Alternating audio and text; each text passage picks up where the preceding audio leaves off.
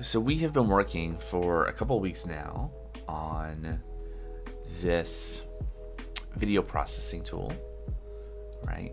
Glowing Telegram is what the project is called on GitHub. And it's the list of features I want to add keeps growing as it does, and in fact, wildly outpacing the speed of implementing features. But again, that's just how it goes, right? So I thought today, I don't know if I'll be able to get through all of this today, but it's a direction, right? So we spent a lot of time on like a CRUD API to be able to like get the different kinds of records for like the stream and the video clips and eventually like episodes and stuff, although we haven't gotten that far. Having APIs so that our admin dashboard thingy will be able to look at those records, update them, etc. And that's all well and good. I do my intention today, though, as it talks about here, is to kind of shift focus in more of the actually processing the audio of the videos. So one of the features that I did have implemented in the Django version of this app was the ability to take the stream recording, all of the video clips, and then look at the audio of all the clips and identify where there were silences on the speech track, and use that to then suggest like, okay, well, here's probably where the break in the middle of the stream was. Here was we could expand that. The thing that I had implemented in the Django version was just like, okay, here's where the couple of minute pause in the middle of the stream was, to assist in like identifying that point, to then do another thing, which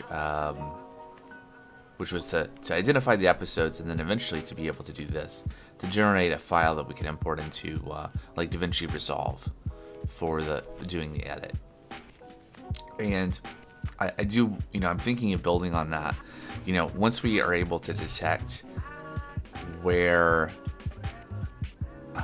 there are silences, that we could potentially build on that to identify where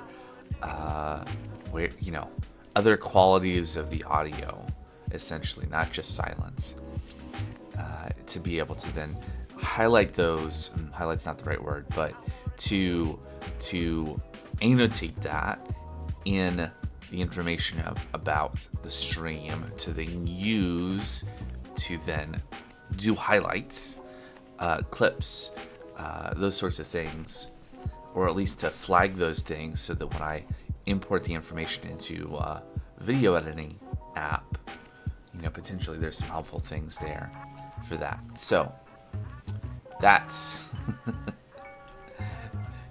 that's like the part of what I'm trying to accomplish, and some of what we're doing today is going to be working on the silence detection API, I'm calling it. So we're going to make another little Rust microservice. We're going to it's going to be like the other ones, where we're using this common API crate that I had made, this little crate, to handle all of the health check endpoint and request tracing ID, yada yada yada, all the common stuff that we're doing on all of our API endpoints. And then we'll hook that up into Docker Compose and Nginx, so that we'll have that endpoint accessible. And then I have this README that kind of documents how the API is supposed to work. So the idea with this, and a lot of the APIs in this application, is that there is a per segment API. So this is the foundational thing, where you give it a cursor and you give it a URI to where the file, and it will incrementally process the file.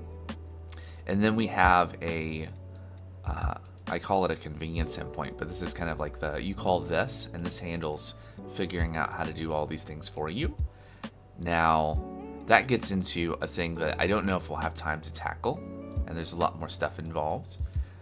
The task API, which is supposed to be kind of the orchestration for these things that take longer, right? So it's probably not surprising when we're talking about like processing a lot of, like 3 hours of audio, processing several gigabytes of video. Although for a folder, a project originally called video processing tool, a lot of the video processing isn't happening here. The purpose of this is to like more manage the media and keep track of things and provide stuff to like import into a video editor. Because, one of these stream recordings is like gigabytes of many gigabytes of video. But point being, it's still a lot of data, and especially once doing things like making a transcript, doing speech to text, which is one of the next things I want to do, get back into, and then doing like automatic description generation using GPT-4. Those things are not instant in some cases, and so having something that is going to kind of track those tasks and potentially like iterate or call an endpoint over and over again with a cursor and handle that background work is kind of what this task API is going to be for. But for now, we can implement kind of this per segment API endpoint and make sure that's working, and then figure out where to go from there in terms of implementing the task API. Which actually means that perhaps as I put it, the rest of the OWL for the silence detection API is going to probably depend on having the task API, right? Because the idea is that the detect silence endpoint is going to call the task API to tell it, hey, call me back to do all the segments. Okay, so anyway, so that's a level down what we're trying to do today.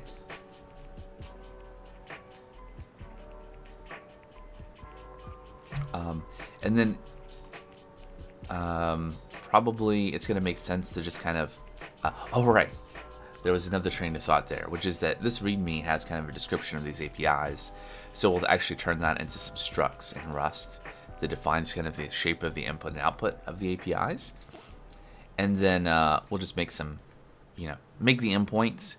We'll not have them do anything, just return dummy data, and we'll verify all that's working in Postman, and then we'll start moving forward on actually implementing silence detection, which will be interesting. We have a thing that does that in Python, and I had considered maybe just like, there's no reason really we couldn't implement this service in Python, but the other rationale for doing this project is and doing it in Rust is to learn more about Rust. So I'll just figure out how to, maybe there's something like librosa for Rust that we can use. So here's the Python thing. It's a little bit different because this one had presupposed that we had extracted the audio into a separate file, and then we are basically going off of a decibel threshold to identify segments, and then we're doing some grouping and then some structuring of the data. So we'll do something sort of like this in Rust, but I'll need to find something like librosa that has kind of a split thing, or do something similar for Rust. Okay, so that is the introduction.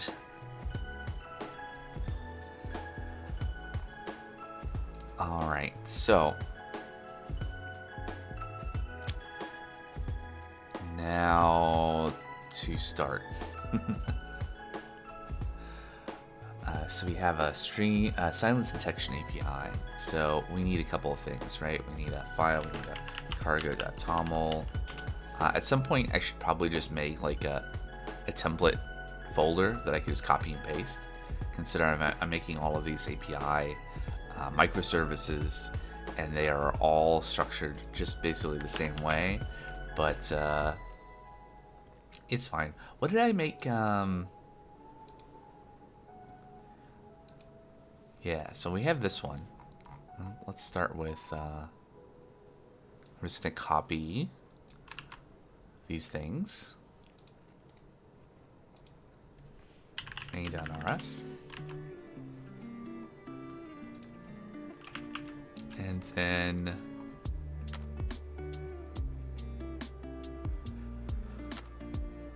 silence. So this is probably also going to need the video storage path. We may need some other things as well, and then I'll get rid of the extra things we don't quite need yet. Okay, and then sudo, just leave that like that. There we go. And I probably just want to also copy the cargo toml, and this is the silence detection API version 0.10.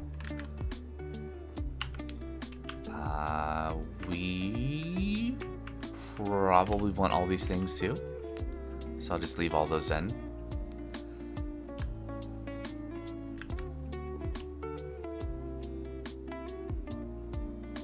Okay, and well, we don't have a FF probe module in here, so we don't need that. Okay, so setting up API service with common API lib, that's you know, that's what that looks like. Which, like I said, I could probably I mean, how long did that take? Like 30 seconds? It's fine. I don't.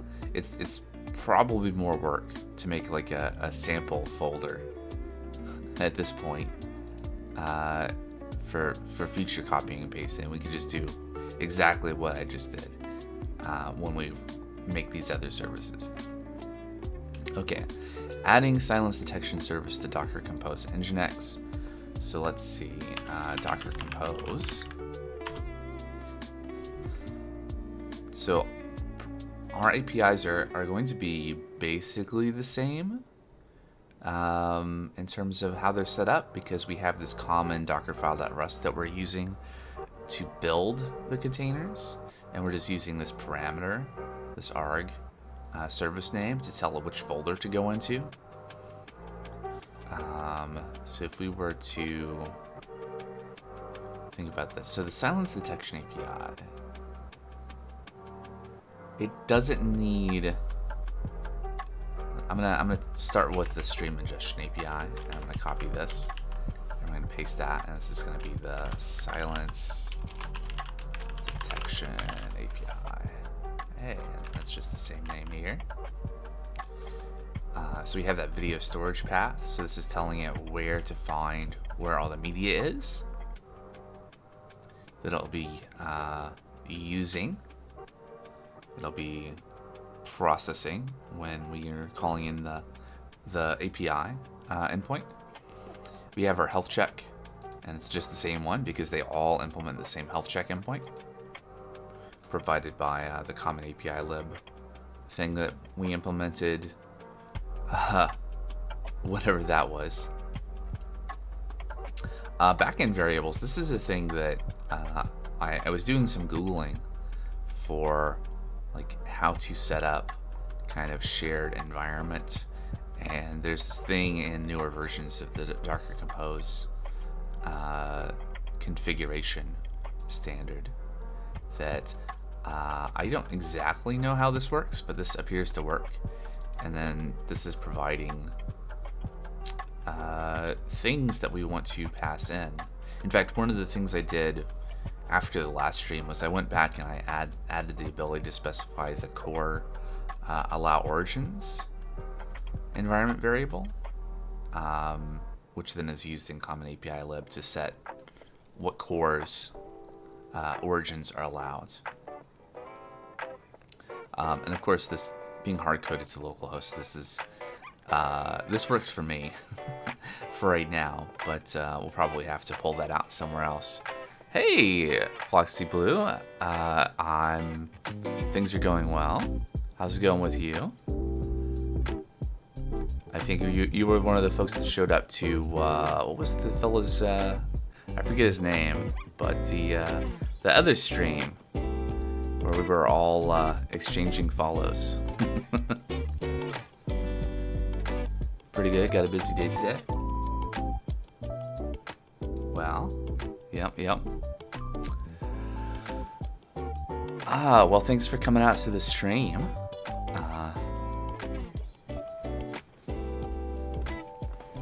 I don't know. How do you feel about a busy Sunday? Assuming I don't know what time zone you're in, so maybe it's not Sunday for you.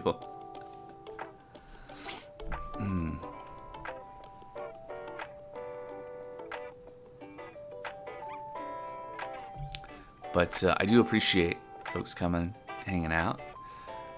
If you're getting something out of me trying to figure out how to make this thing, then it's appreciated. Oh, okay. You're a few hours ahead of me then. Just 2. It's 8:47 in the morning here on the west coast of the United States. Yep. I'm very close to being eligible to be an affiliate here on Twitch, and you're a Texas girl. It's been a long time since I've been to Texas. I'm up in Washington State, but very close to being an affiliate. I just need to keep my my 30-day average viewer count at 3 or above, and so folks hanging out here is is helping the channel. Yeah, it is exciting. You're hoping to get there soon? Well, that's great.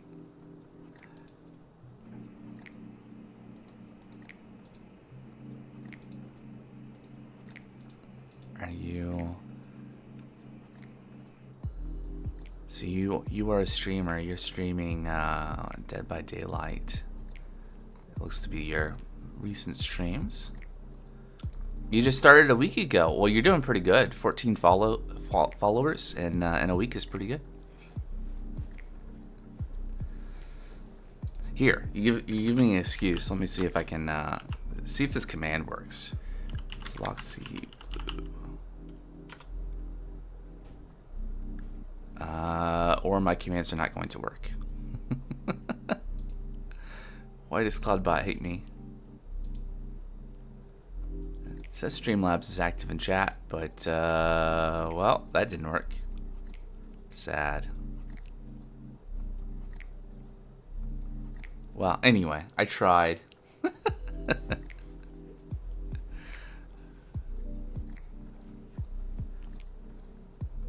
Yeah, I don't know. It was probably a month or more before I even got a bot or anything. And I've been meaning to.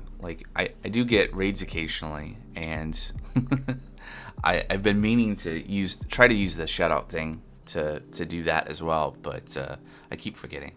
So anyway, shall we get back to this? Well, there's Streamlabs shipping in anyway. Okay. It does its thing. Okay, so we added a new service to the Docker Compose for our silence detection API. And I think this is all good, right? So we get our kind of default variables in here. We have our video storage path, which matches this volume. So we're basically telling our new API where to find the video files. And I think that's really all we need for this, right? So the plan is that this is going to, we're going to have API endpoints.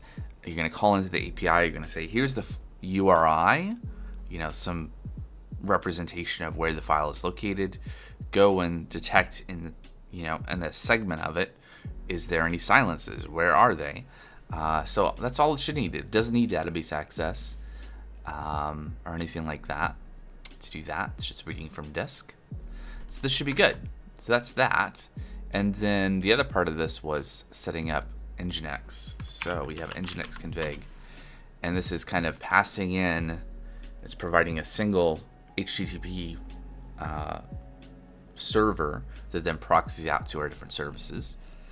So kind of imagining, have a detect something endpoint.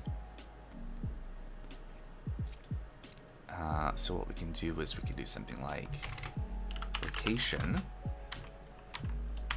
/API /silence detection. And then Copilot gave the rest to us. And so what this would do is it would say, okay, everything going to API silence protection, detection, whatever, gets sent to this container, right? The container that we just created here is called Silence Detection API. And everything is listening on port 3000, so it's very consistent, very convenient. That, and then it rewrites the URL to strip off this part. So the container just sees, if we make a post request, let's say to API silence detection / whatever we said, the detect silence segment, then what the container is going to see is it's just going to see that in that last part. It's going to have the API silence detection part of the URL stripped off. And I think that's what we want, so that's done. All right. So that was easy. Except for the explaining it part, but actually doing it was easy. All right, setting up input-output structs for silence detection APIs. Have API do nothing. Okay, so now we actually should probably write some code. And I think I'm gonna go to like a split view here because I want to see the README. So the health endpoint we get for free. It's built in this run method in Common API lib. It just automatically adds that. You gotta go. You leave the lurk up. Hey, I appreciate it. Thanks for coming by. Yeah, I'm basically at this point, at least through the holidays, streaming nearly every day. So I'll be around.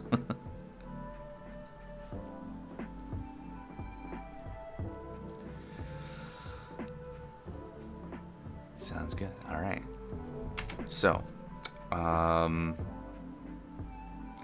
gonna do something like this. But let's see. How do I want to do this?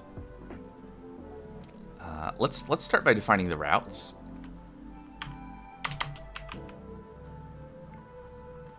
So we want to do app.route, and we want to do /detect silence segment. Assuming I want to keep this, I mean, I just, I made all this up, right? So this could be whatever. We could do something different. We could do like detect /segment. Why have all the underscores? And so this is a post detect segment. Let's see, we need to get post here from Axum routing. There we go. And we can go ahead and define the other routes. Detect. Yep. And that's it. So now the most important thing is to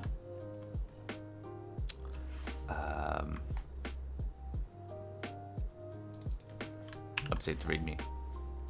So this will be detect /segment. And is there only one occurrence? There's 3 occurrences. All right. So this will just be detect. There. Now the README is consistent.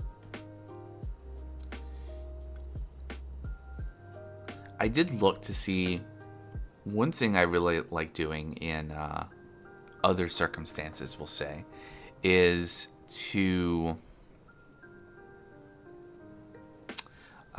like statically generate API docs instead of like doing something like this, to like look at what the application is defining as the routes and then like extracting docs and then maybe mixing that with handwritten prose about what the API is doing, one way or another.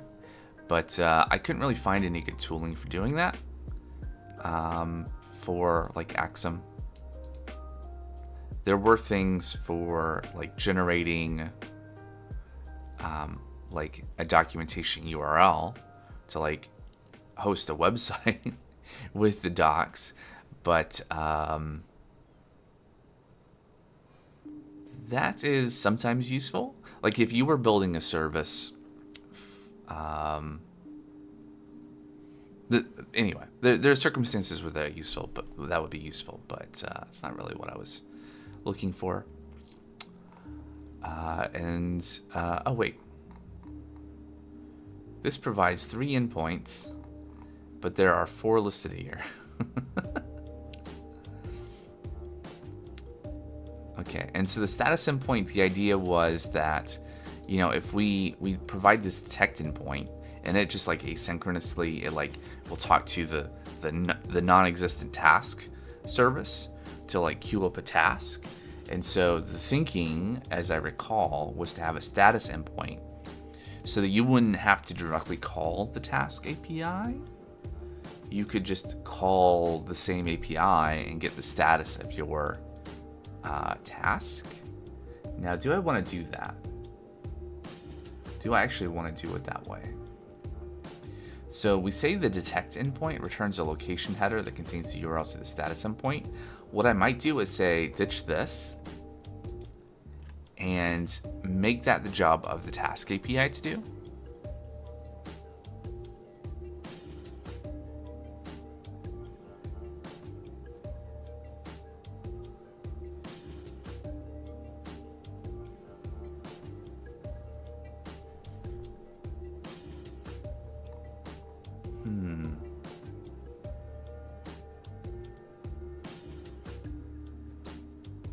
Should be fun. Let's just do that for now.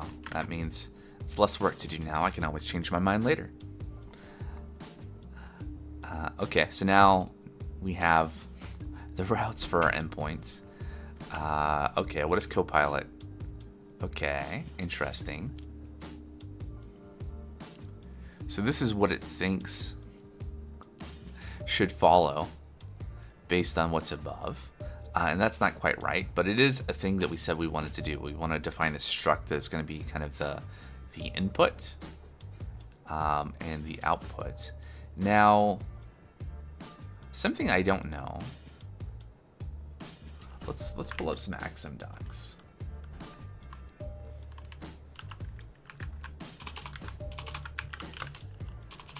Axum. Is it AXUM? It is AXUM. Okay. Like if we want to use a struct to represent, yeah, okay, and we've done that before. Right, we just do deserialize, and then okay. So what we're gonna do here is we're gonna define the payload for the detect segment API endpoint. So we'll have a struct.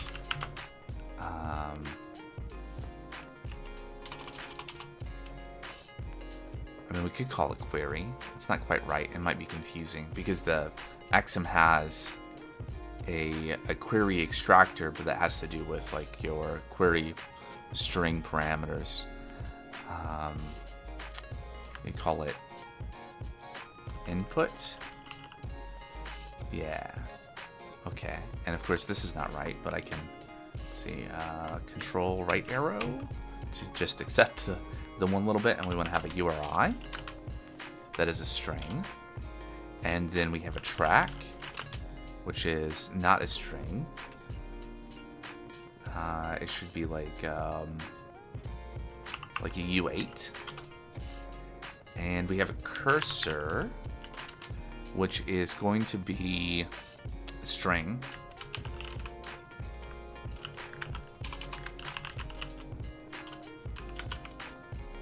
Okay. So this is what our input. So we're deriving deserialized from the SERDI crate, so that it will implement the method to be able to take the JSON input and deserialize it into the struct. And then Copilot is suggesting, well, probably we want to do the opposite thing, right? We want to have some kind of output. Except the output should be cursor and silent segments. I do kind of like segments instead of silent segments, so I'm just going to change the README. Hooray for working on something that no one else is planning on using. You know, I can just change whatever whenever I want. It's great. Okay, so now we have kind of our inputs and our outputs. I don't know. Okay, oh, right, so it wants to define the segment. So segments is a list of silent segments. A silent segment is an object that has two fields, start and end. So what we're going to do is these are not going to be 64-bit floats. These are going to be ISO 8601 datetime. Or can I think for this, chrono? Wait, not date times. They're durations. So, I think I want to use the ISO 8601 crate then.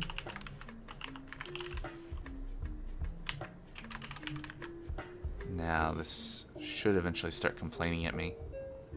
Oh, right. So, the other thing I forgot to do when setting up the project was I needed to add the new crate to to the top level cargo toml. There. Now everything is real and is being checked by Rust Analyzer. So like for instance, it's telling me I have one too many parents there. Detect segment is not doesn't exist yet. I have not defined it. We're importing some stuff that's not used yet. This bit works, although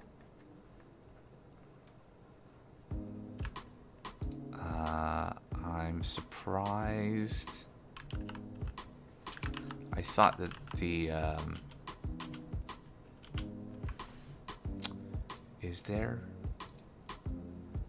a serializer implemented? I guess there might be. Mod time, date time, duration. Okay. Maybe in the other place I was using the chrono duration, and so I needed to implement some serialization or deserialization. Anyway, this is fine. Okay, so this is kind of the shape of our input and output. And then we just need to implement, hey look, it's the text segment. This is not quite right, but what has Copilot generated for us? So it's imagining that we'll have some silence detection crate, I guess, that has a function detect segment. And then we are doing something to it. Huh. Interesting. What else is it going to suggest? Okay, interesting.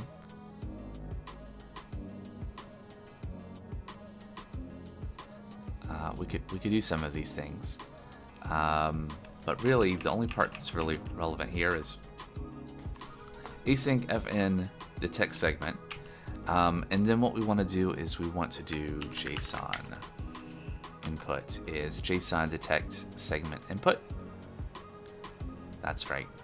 Pretty sure that's right anyway. So that's saying that we're going to get this input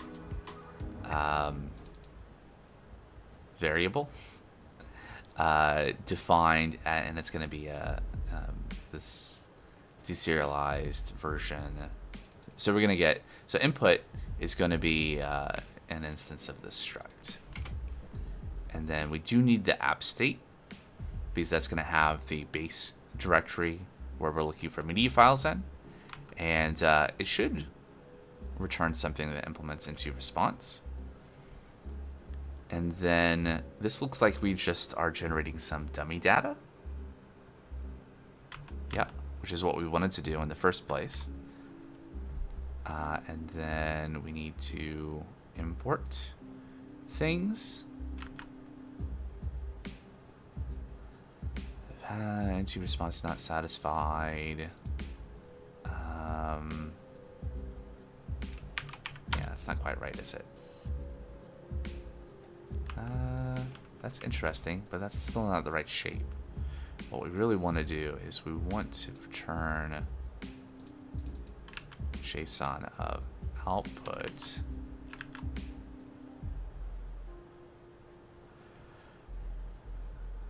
The trait-bound integer into response part. Okay, wait. Can't we just do into response?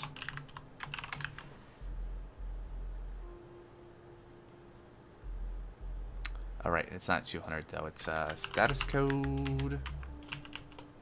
Okay.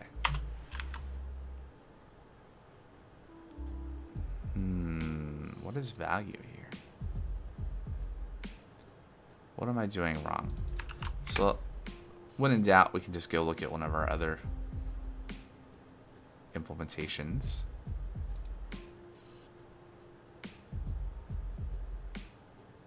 We're using the wrong... Okay, we need to wrap the JSON result in Axum JSON. Okay, let's do this. So we'll just do Axum JSON, JSON output. And then we don't need that. Okay. So that part is good. We have hallucinated a method that doesn't exist on duration. I don't...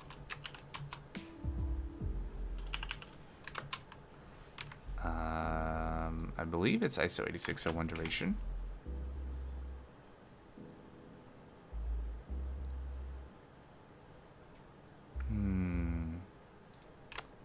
Can we...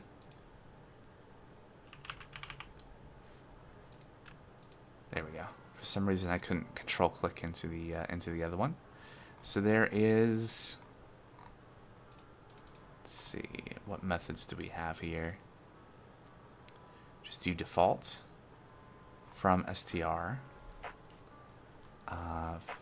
We could have a core time duration and convert it. We could...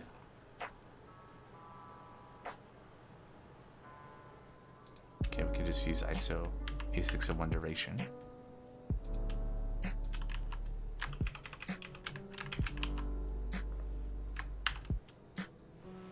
Yeah, like that.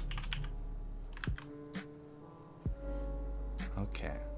And it's complaining because we're not using input or state at the moment. And that's not that surprising because, of course, we are just trying to make the handler not actually do anything yet. So what is this complaining about?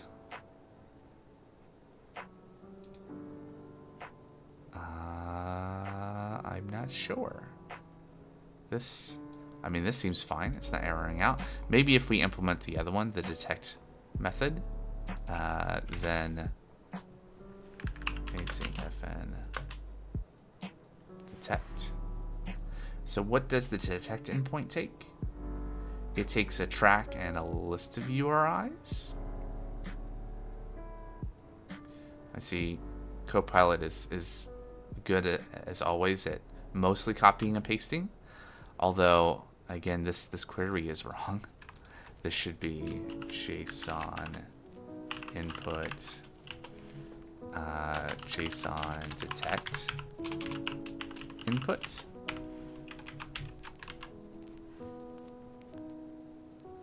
And then there's a detect output that we've also not defined. I guess we can define both of those here.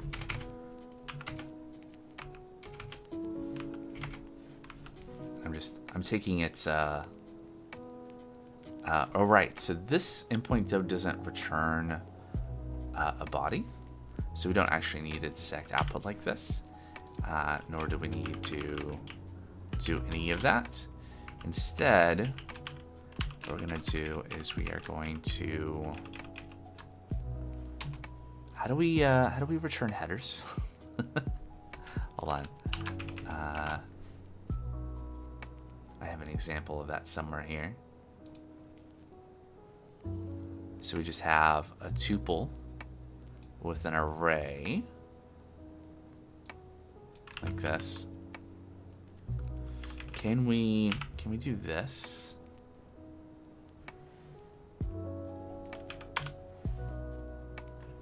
No.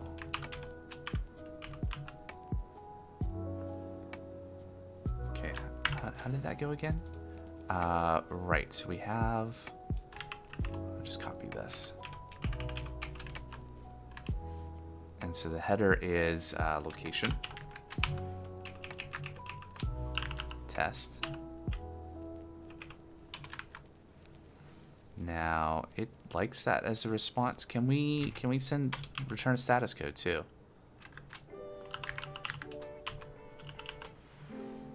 What is C other? 303. What did we say in the docs we're gonna do? We're gonna do a 202 accepted. Okay.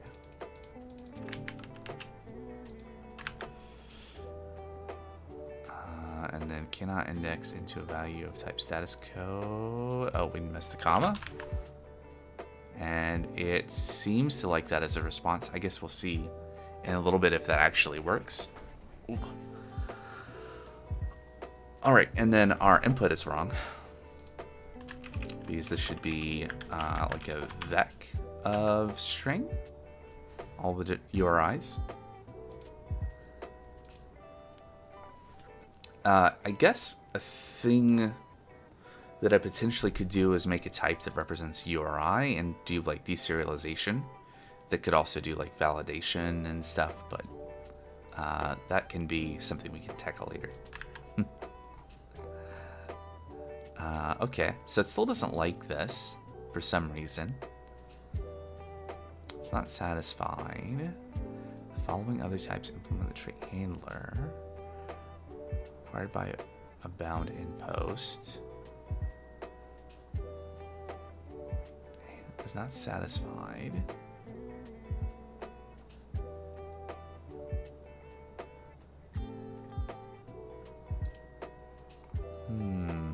What does it mean?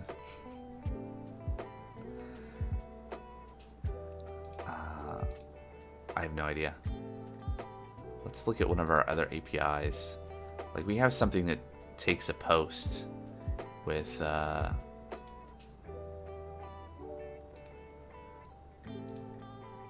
so let's look at CRUD API. So here is I guess create would be an example, right? This create handler. Right, it's post. We look at the handler. The handler takes JSON body. I called it input, but I don't think or does the name matter?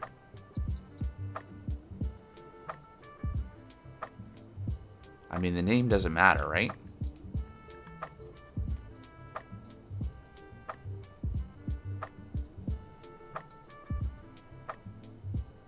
I can call it whatever I want.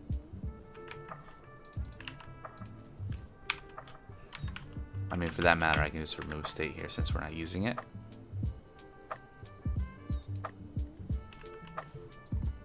Does that... Oh, maybe the name does matter. Why does the name matter?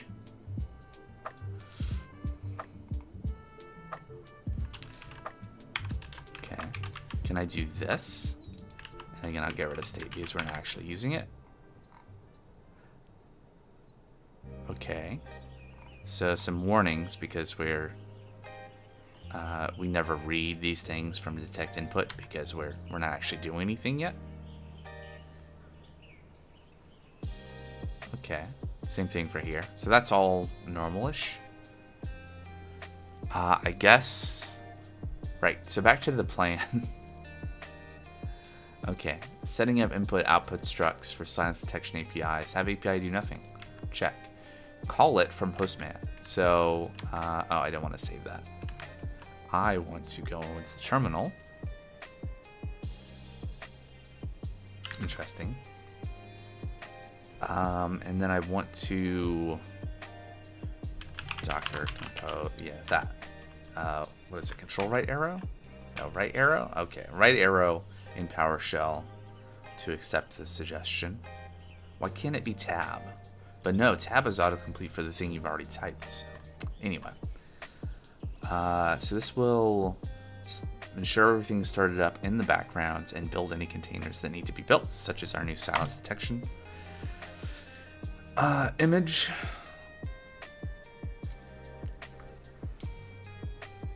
Wow, it's been 50 minutes.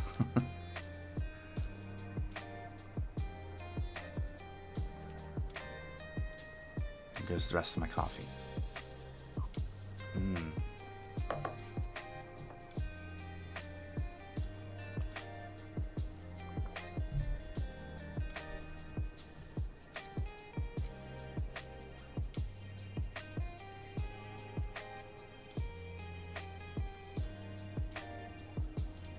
All right.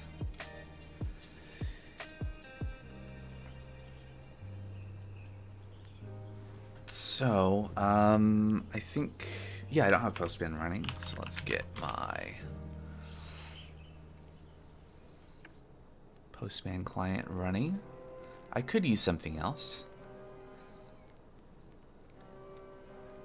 They recently made it so that if you're not logged in, you have much less capabilities in the client, but it's still okay. It's just a standalone request maker.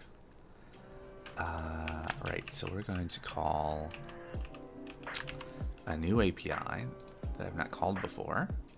I'm going to do a post request to silence detection / detect segment.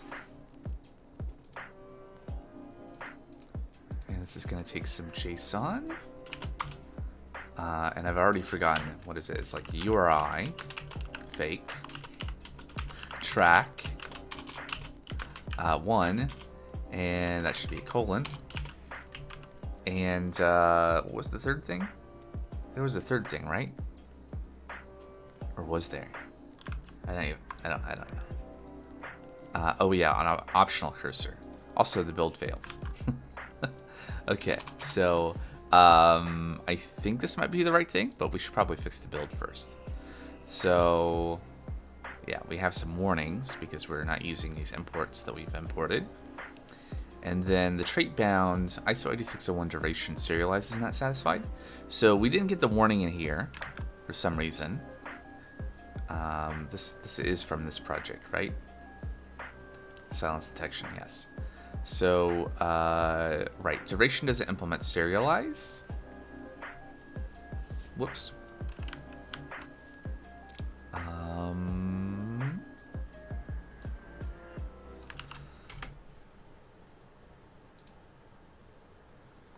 What did don't I have other things that are returning this ISO 8601 duration though?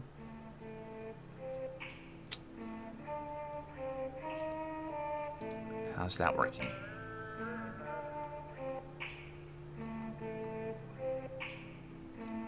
I mean, maybe I don't. I have APIs that are returning something. Let's see, it's in video clip, right? If we look at get list.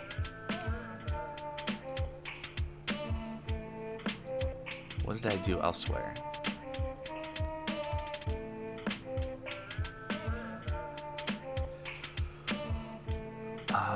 So we are probably doing it inside of this from. Nope. Maybe in a different one.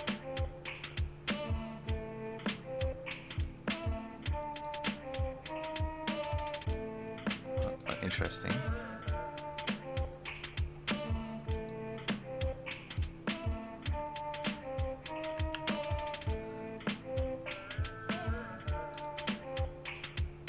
Huh. Okay.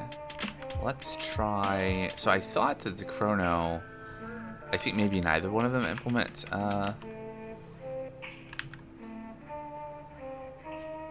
Hey, now we get an actual proper error. Why didn't we get an error for the other one? Oh.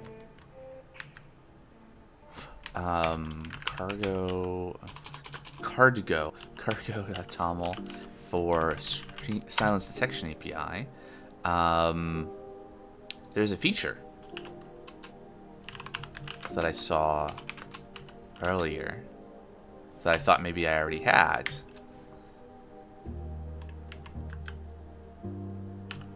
So does that let the build work?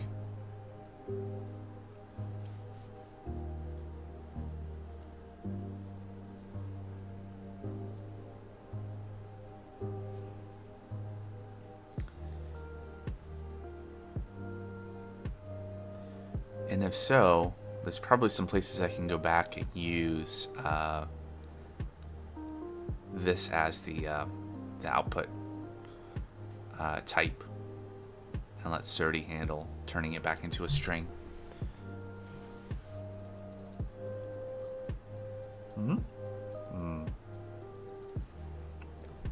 Was that?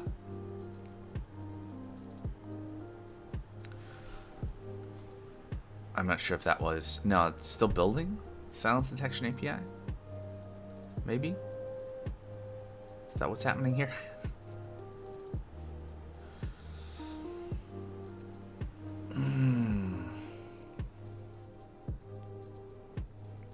I did open the right cargo.toml, right? Silence. Okay, good.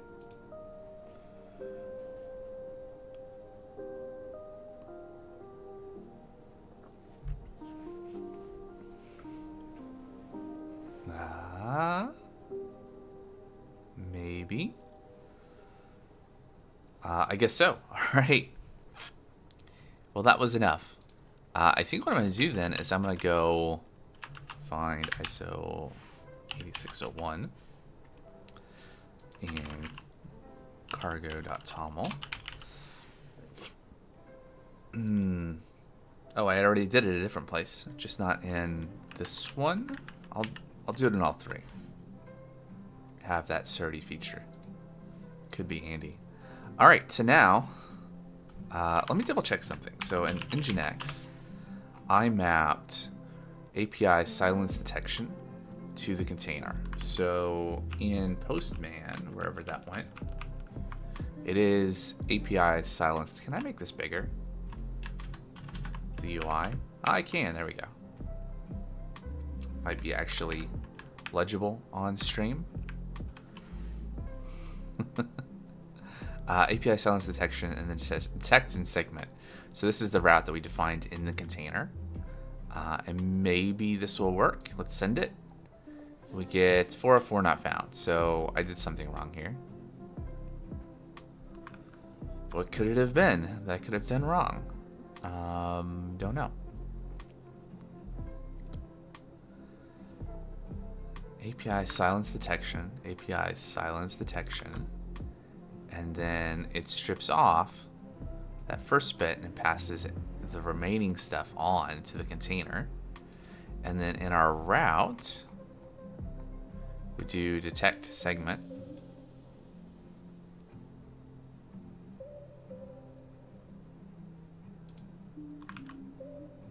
Detect segment post.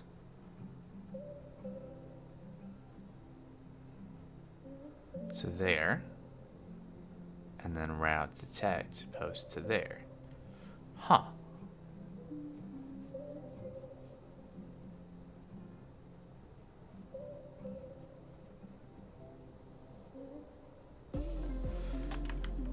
Let's pull up Docker.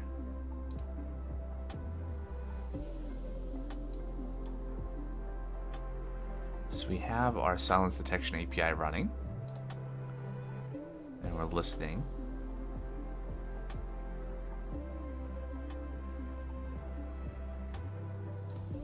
do we have? So our proxy container is where Nginx lives. Okay, and we can see API silence detection, detect segment. Everything else works in the same kind of pattern though, right? Where we have a thing and we proxy pass it. In the case of API records, we strip off API and pass /records and whatever to CRUD API.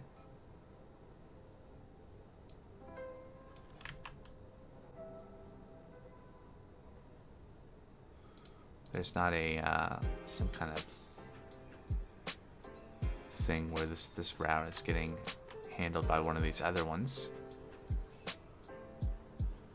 No.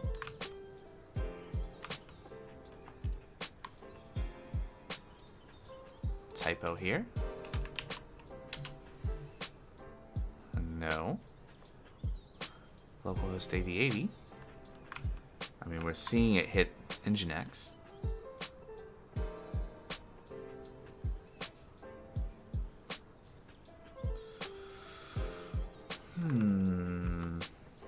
What is different?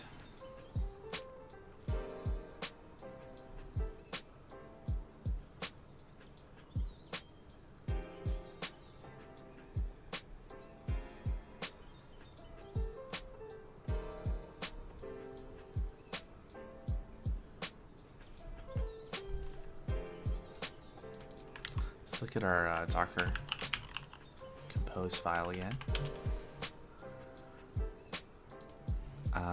Proxy doesn't depend on silence detection API. I think that matters. It doesn't depend on AI API either. Although I don't know that I've tested AI API calls through Nginx. So maybe it does matter. Let's try updating the setup.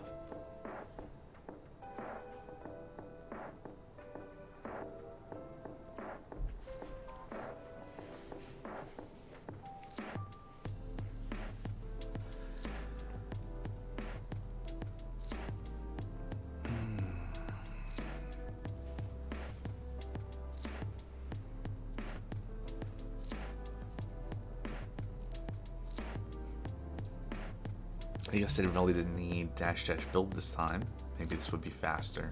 But oh well. What's done is done.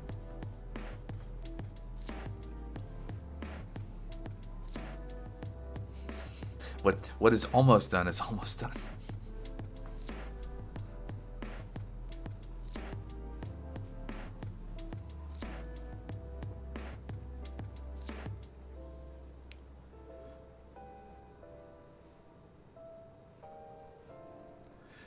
So,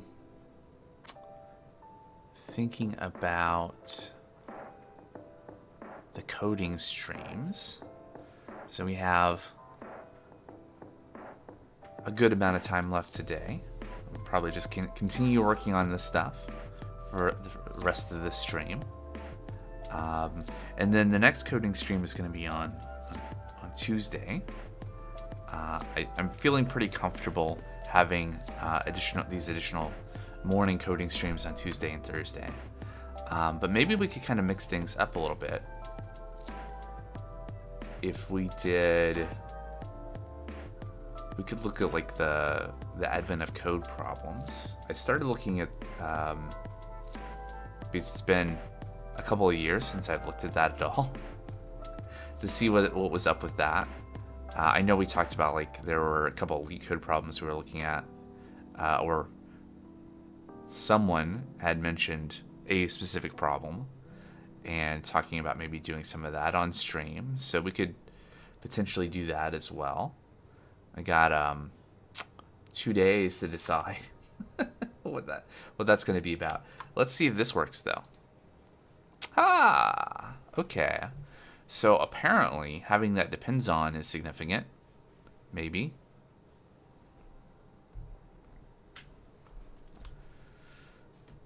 All right. So we sent a thing. What if we sent things that didn't have the right fields? Then we get a we get a 422 unprocessable entity error. So we get some kind of like out of the box validation on our inputs. That's nice. And then we see our fake cursor and fake segment. Cool. All right, so that means that this can be checked off. Okay, that's great. Now we need to figure out how to actually do this. Which I have no idea.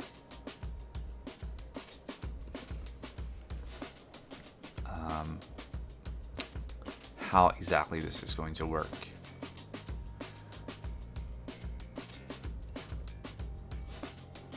Anybody know of a crate like librosa but for Rust? Time to do some Googling. So librosa is the thing we're using in Python. Music and audio analysis, right? Okay. So audio analysis in Rust.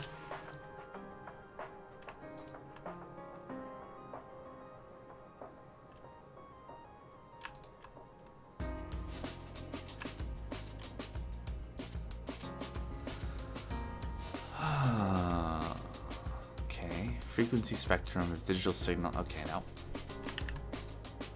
It's a collection of resources dedicated to development. Audio applications. Audio crates.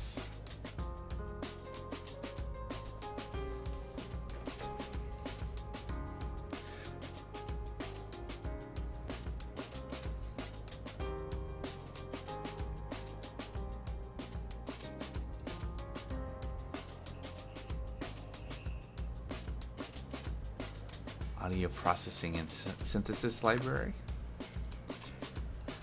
Low-level cross-platform audio I/O library. Asynchronous resampling library. FFT. Nope. MIDI. Nope. Nope. Nope. Audio playback. Real-time audio and MIDI with jack. Real-time disk streaming I/O for audio. Nope. Resources.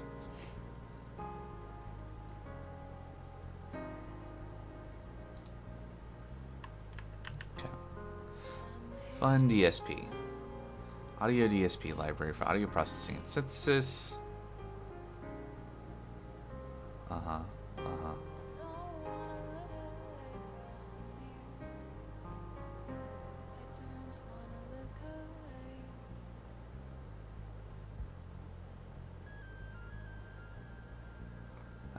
That's a lot of stuff that doesn't tell me if it does the thing I want it to do.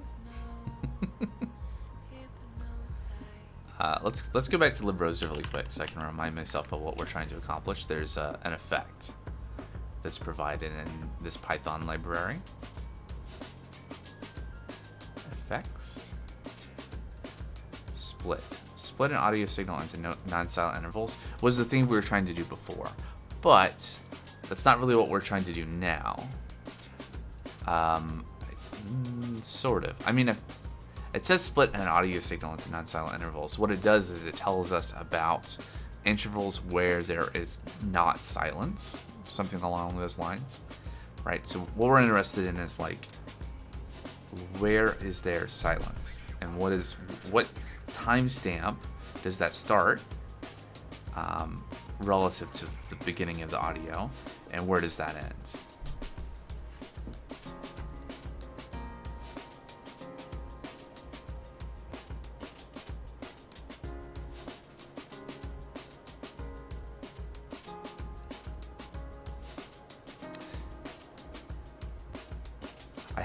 I had a funny thought just now that I realized that we're gonna have to do some more work when it comes to like stitching all this together with the task service, because right now, going back to the README, if I still have that open, there we go.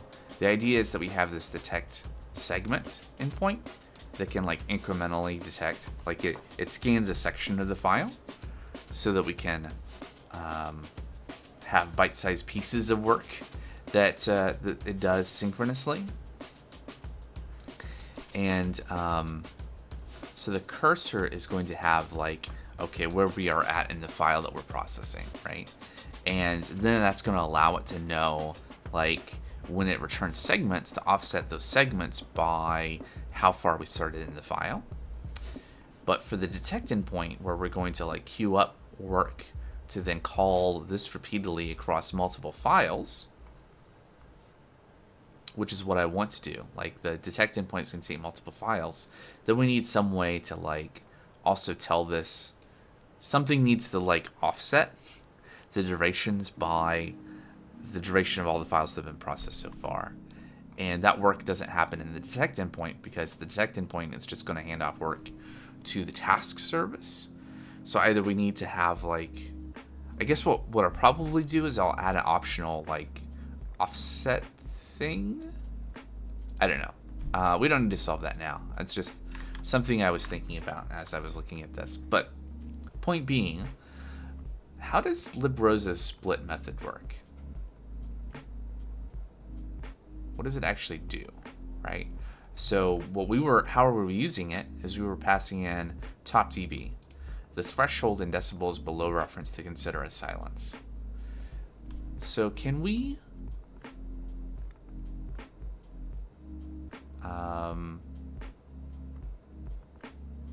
is librosa on GitHub? Yeah. Okay, they have a whole org. But Python tools for music and audio analysis suggest that they probably don't have a Rust version. And again, I could just make a Python API, right? Throw away what we've done so far and do it in Python. But we'll see. First thing I want to do is I want to understand more about what this thing we're using does. So splits the audio signal into non-silent intervals. It takes a NumPy array representing the audio signal. Top dB, threshold in decibels below reference to consider as silence.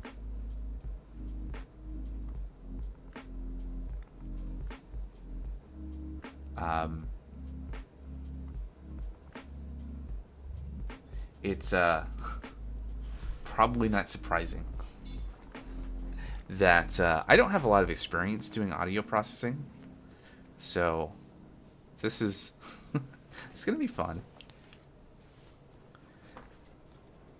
For some definition of fun. So what does this do? It says non-silent equals signal to frame non-silent. I'm going to guess that's doing a lot of the work, because this all looks like just massaging data around. So signal to frame non-silent is a function. Frame-wise non-silent indicator for audio input. It's a helper function for trim and split.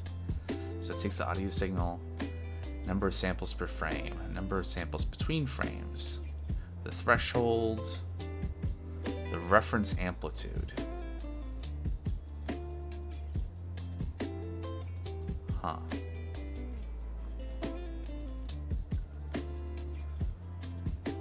Which defaults to being max. Aggregate. Function to aggregate dB measurements across channels. Okay. Compute the MSE for the signal. So mean squared something.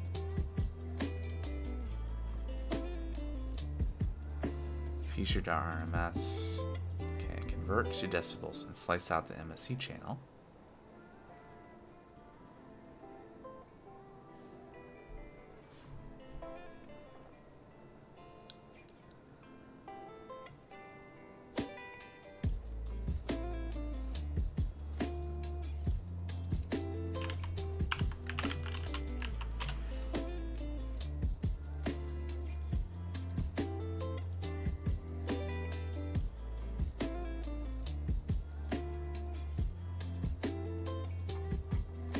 I'm guessing MSE is mean squared error. That's the first thing that is none of those things that just turned up on Google.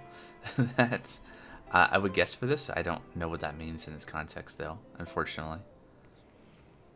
All right, let's keep looking at things that are available as a Rust crate.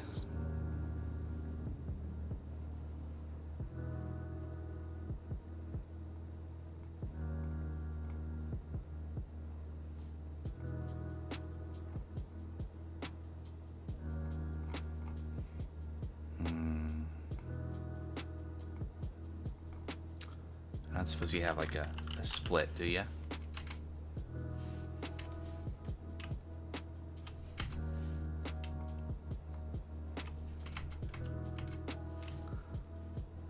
Split signal SU channels is probably not what I'm looking for.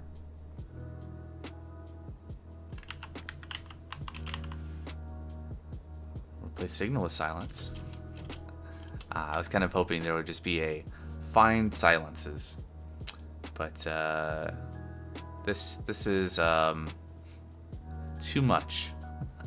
Too much for me right now. Rust find silence in audio. Ooh, 2 years ago, comments on Reddit. Is this all on R Rust? No, that's Linux questions.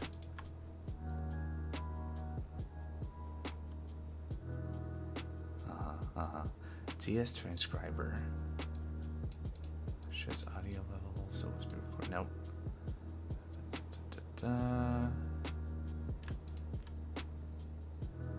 Audio processing for dummies. Yeah, apropos.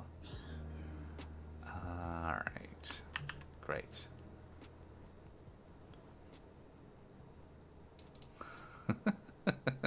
Hours cutting the parts of my video where I don't talk out. Yeah. I'm sure it's doable on Rust. I hope so, because that's what we're doing right now.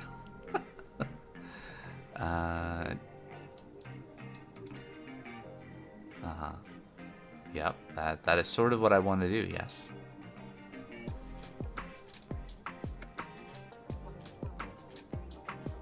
What I was hoping to do actually was to get the audio channels out of the video like container file and then do the analysis on that, because what I had done with the Python version of this was to take all the video segments, run it through FFmpeg to generate one audio file, and then keep that around and process on that. But I don't really want to do that, because then I have to that has to be like a preparatory step, or it doesn't really fit with the paradigm of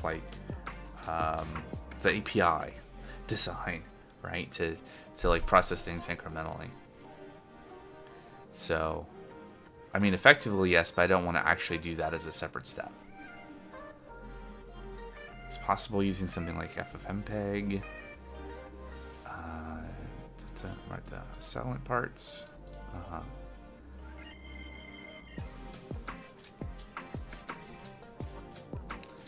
Yeah. No idea how good silence detection works. Implementing a single Fourier bin is pretty easy. Within the phase and magnitude to add that frequency. That is into rolling average on the magnitude to find the amplitude. I mean, it looks really easy the way Librosa did it. You know, with some whatever the abstraction was they were using. Yeah, sure you can do that.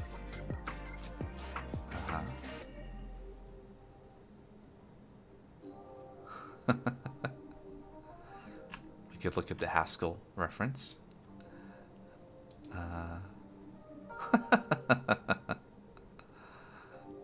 What does this do? It's an automatic video editing program for streamers, so you can cut out uninteresting parts by detecting silences. Where this program can get better results by using an optional dedicated microphone track. Using FFmpeg more efficiently also produces fast. Okay.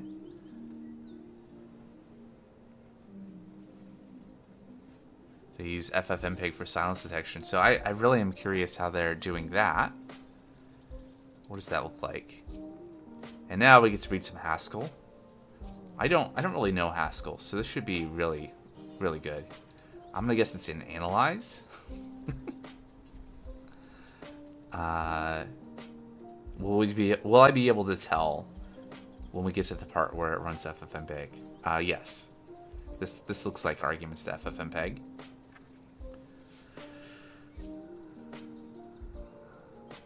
Ooh, silence detect. Noise equals things.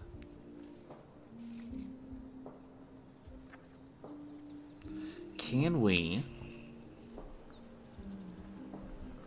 Maybe we can just shell this out, all of this out to FFmpeg. My concern was that, you know, I wanted to like process one, like if I have a 20-minute video file, I want to process some amount of it. I guess the question is, how long does it take to identify the silences in a 20 minutes of audio inside of a video file? I guess I'm going to find out. Okay, so we got a path forward. Yeah, I guess we can do this here and then max that out. So clear. And then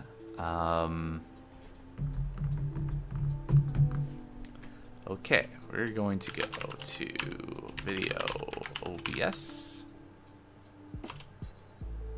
Right, and we have lots of files. Lots and lots and lots of files. More and more. And they're all like 6 gigabytes. Okay, so maybe we can put together an FFmpeg command. Map. You know what would be good, actually? I mean, this is good. Kind of a confirmation that maybe we can actually do it this way. But FFmpeg commands. Hey, documentation. Okay, so opt in file map some stuff. Trying to get a sense of what I should be looking for. Maybe like silence detect. Doesn't show up there.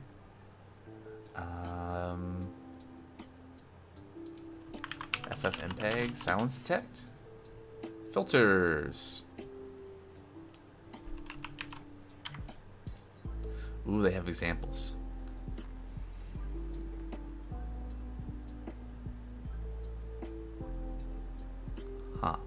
Detect silence in an audio stream. This filter logs a message when it detects the input audio volume as less than or equal to the noise tolerance value for duration greater or equal to the minimum detected noise duration.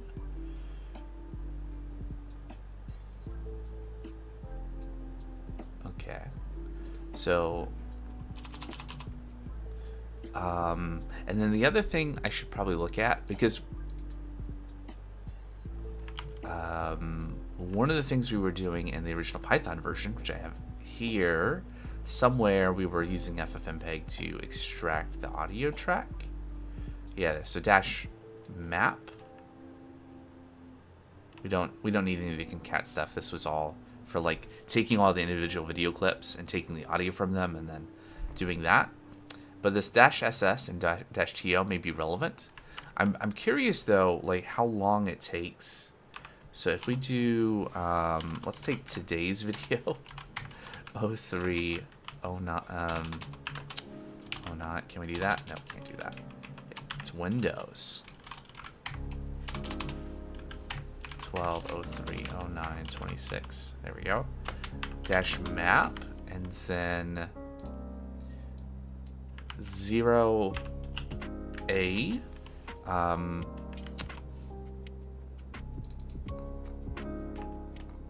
Do I have a sense of what track it is? Is it track 1? Do they start from 0? let's say it's 1. All right, and then do we need a -I?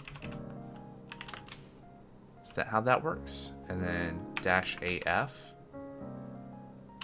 silence detect, noise equals 0.0001, -F null. Okay, so what is going to happen?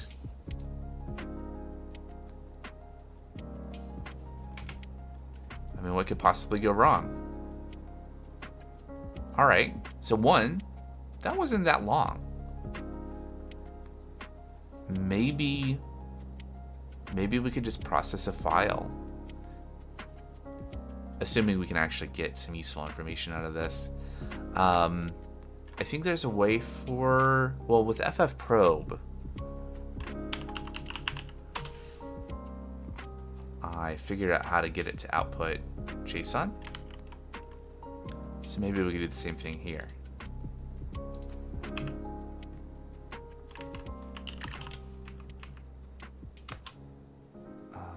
Let's see, I want to add -v quiet -print format JSON.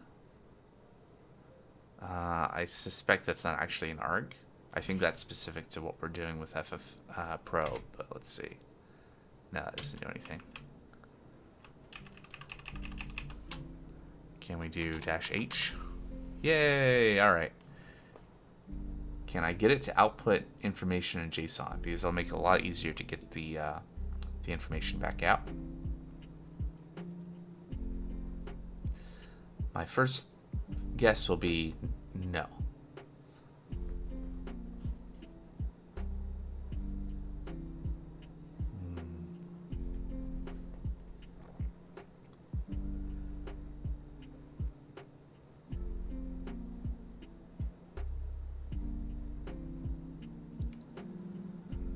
File main options, force format, map metadata, time stop, start time offset. If we did need to like process the file in segments, we could use those command line arguments to do that, ss and to. But I think maybe we don't need to.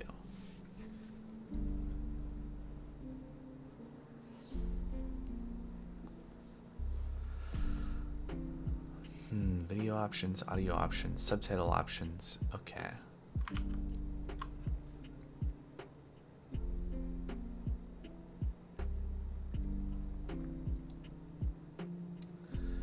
Detect 5 seconds of silence with a -50 decibel noise tolerance.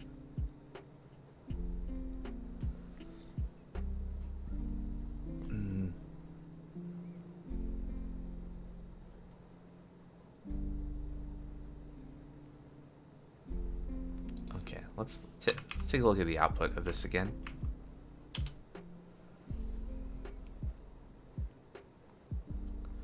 So we get a lot of things, right? So we get this like output of the configuration of FFmpeg, and we get information about the audio files. So we're reading this MKV file. It's encoder, bitrate. Here's the actual video and then the audio.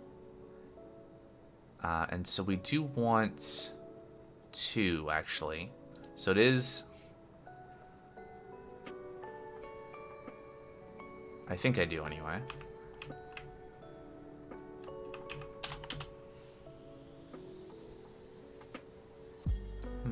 Maybe not, because it didn't detect any silence.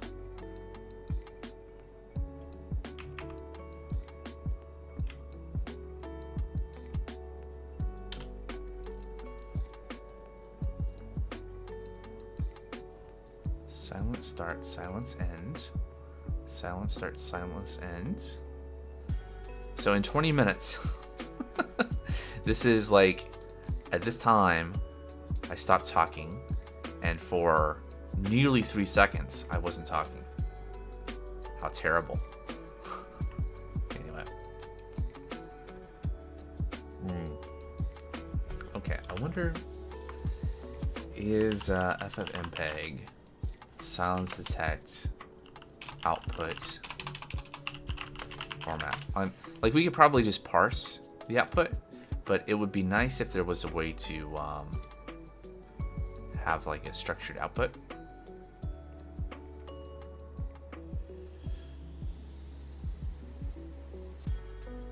Silence remove is a thing that exists, but I don't really want that.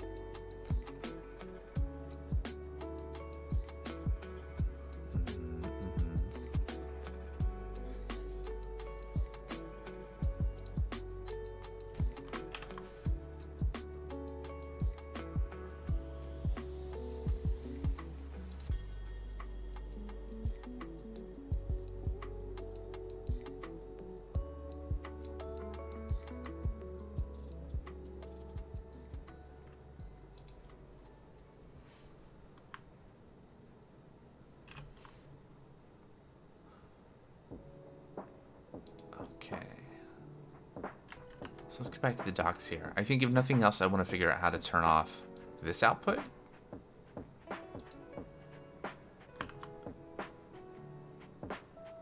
And so that's going to be like probably in the top level ffmpeg docs. Options, general options, -H. Log level. Or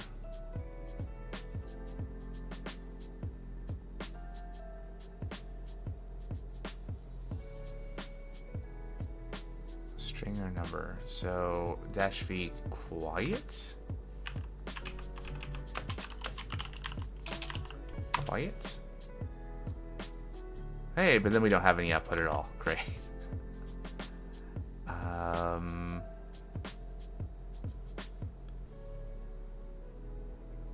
Okay.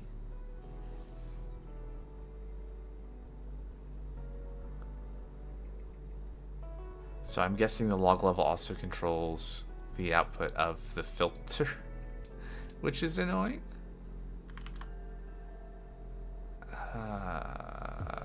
Hide banner would at least be an improvement.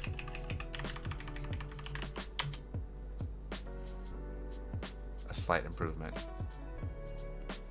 Okay. But I mean, we could probably just make something that like uses a regex just to find these lines and then parse this out. In fact, we could probably just ignore the silent start lines, right? And just look at duration. Like, because if we have end and duration, we can just subtract duration from end, and then we have the start. And these presumably are seconds. They have to be seconds, right? 1166 divided by 60, 19 and a half minutes or so in, like towards the end of this clip. All right. Okay. So one, how does this change what I want to do with the API?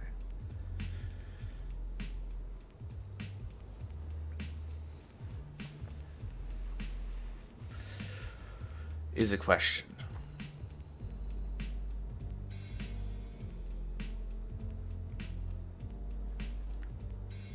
Like,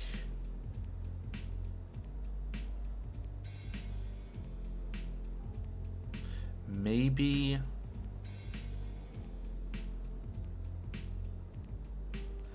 so I still think I want that top level detect API endpoint. That's you're gonna hand it all of the URIs for all the files for a stream to do the silence detection on, and then it's gonna hand that off to the task service to handle in the background, because you know one is fast, but yeah, okay. So let's say we do that, and then we have the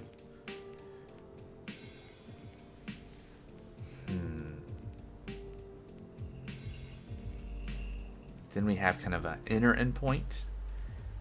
Would that still, we might still hand it a list of files, a list of URIs. and then we would use the cursor to keep track of which file we've processed.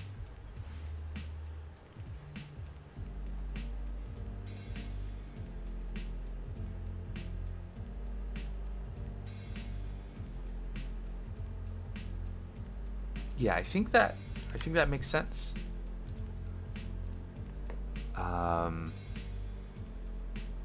I might just keep the name the same as well. So we're going to, it's still going to be, well, it'll be URIs now, right?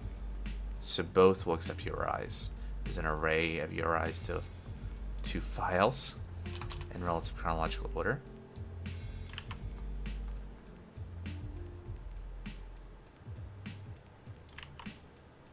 Track is the 0 index integer representing the audio track from the file to process. I think it is. Like if we repeat the same process but use 0,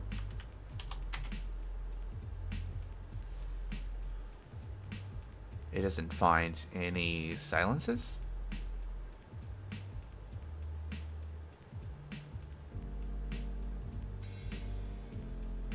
What does map do? Maybe I should look at the documentation. -map. Stream selection. Provides a map option for manual control. Stream selection in each output file. Users can skip map and FFmpeg perform automatic stream selection as described below. Blah, blah, blah, blah, blah. Map is used. Only user map streams are included in the output. Okay. So we have input file, stream 0, stream 1, 2 audio channels. Automatic, unlabeled. Okay. Why don't you describe what map does?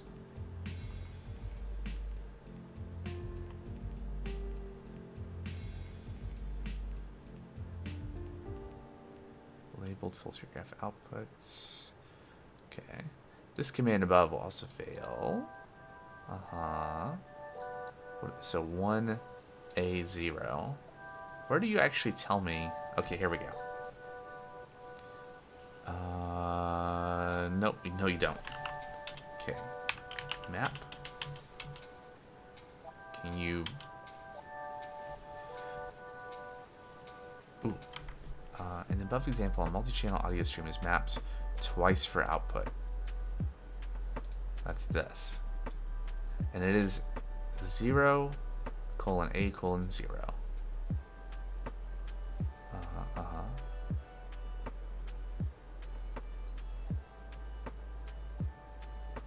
So, but what does this mean? 0:A:0.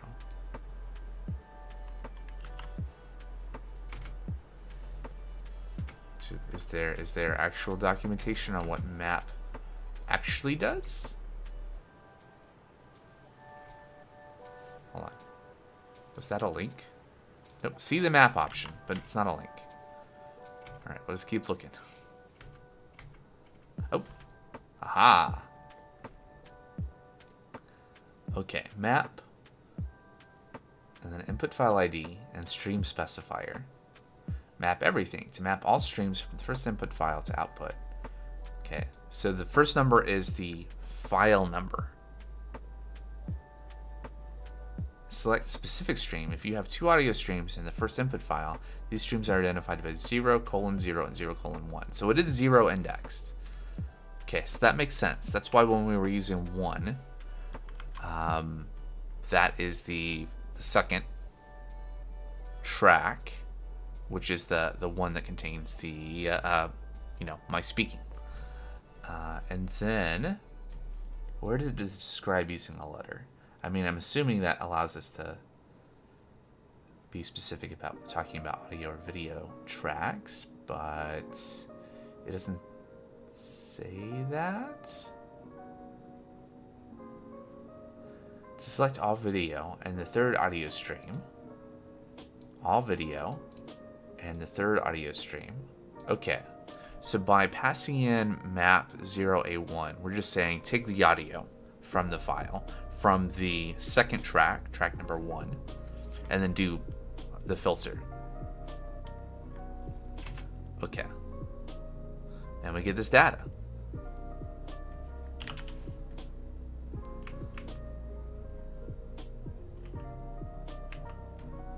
we don't have the next file yet. But yeah, so I think the next steps are going to be to update. Let's do this first part first. Let's we're gonna take this and we're gonna copy up here, right? So we're gonna say, okay, we're taking a vector of the URIs to process, and then optionally taking a cursor. And so now detect segment is expected to either take the first file or use cursor to determine which file it's processing. And it's just a string because this is kind of like an opaque representation of where we're at. So do I want to do it that way? Yeah, because it'll just be a URI, right? It'll actually just be the URI that we're... No, I don't want to do that. What do I want to do? It could just be a number.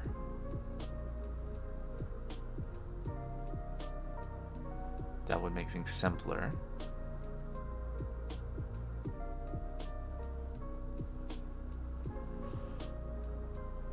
I generally, for like this kind of pagination approach, I like using a string that is some kind of like obfuscated thing to discourage people from trying to pass, like to calculate a value to pass in.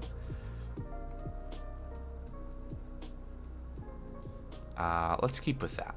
We'll manually serialize, deserialize inside so that this can still be a string. I could also make a type and then have, you know, serialization, deserialization handled elsewhere, but I'll keep it a string. So what I'm going to do, I am going to take a little break for just a couple of minutes to get a little bit more water and stretch my legs because I've been sitting here for an hour and a half.